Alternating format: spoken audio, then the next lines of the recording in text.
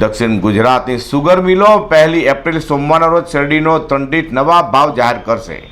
આ વર્ષે ગોળના કોળાવાળાઓએ પણ ખેડૂતોને 3 દીઠ 3000 રૂપિયા આપ્યા હોવાથી સુગર મિલો સારો ભાવ પાડશે તેવી ખેડૂતોની આશા સેવાઈ રહી છે। દક્ષિણ ગુજરાત શેરડી ઉત્પાદન કરતા ખેડૂતો માટે આજનો દિવસ મહત્વનો છે, કારણ કે આજે સુગર મિલો શેરડીના ટન દીઠ નવા ભાવો જાહેર કરવાના છે।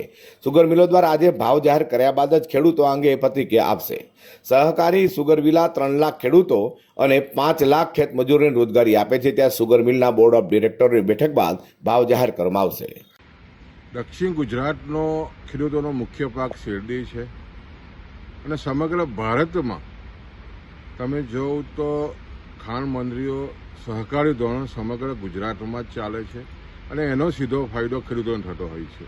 દક્ષિણ ગુજરાતની વાત કરીએ તો લગભગ 13 થી 14 સહકારી સુગર મિલો સાથે લગભગ ખેડૂતો 3 લાખથી વધારે જોયેલા છે અને લગભગ 5 લાખથી વધારે ખેડૂત કર્મયોગી અમારા ખેડૂતોના જે કામદારો છે ખેડૂત સાથે જોડાયેલા છે, એને આ રોજગારી આપતો ઉદ્યોગ છે।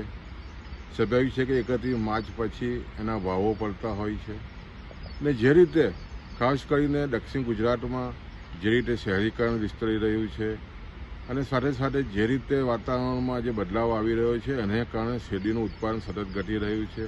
એના અનુસંધાનમાં આ વર્ષે લગભગ સુગર મિલોનું પિલાણ પણ ઓછું થયું છે, પણ બીજી બાજુ જે રીતે ખાણાઓમાં સામાન્ય વધારો અને સાથે સાથે જે રીતે પોષકક્ષમ ભાવો આપવાની બાબતમાં ખેડૂતો હર હંમેશ ચિંતા સેવતા હોય છે, પણ ભારત વર્ષમાં દક્ષિણ ગુજરાતની સુગર મિલો સૌથી સારા ભાવ એફઆરપી કરતાં પણ આપ્યો હોય છે। એટલે આજે ખેડૂતોને આશા છે કે ખૂબ જ સારા ભાવો પડશે અને આવનારા દિવસોમાં જે રીતે ખાસ કરીને દક્ષિણ ગુજરાતમાં વાતાવરણમાં જે રીતે પ્રભાવથી ઉત્પાદન ઘટી રહ્યું છે, ત્યારે આવનારા દિવસોમાં હજુ પણ વૈજ્ઞાનિક ધોરણે ખાસ કરીને શેરડીનું ઉત્પાદન થાય એ દિશાના પ્રયત્ન કરવાની ખાસ તાતી જરૂરિયાત છે। દક્ષિણ ગુજરાતમાં અવારનવાર વાતાવરણમાં બદલાવ અને શહેરીકરણને લઈને 8 લાખ ટન શેરડીનું ઉત્પાદન ઓછું થયું છે, તો સમગ્ર ભારતમાં દક્ષિણ ગુજરાતી સહકારી સુગર મિલો ટેકાના ભાવ કરતાં વધુ ભાવ ચૂકવે છે।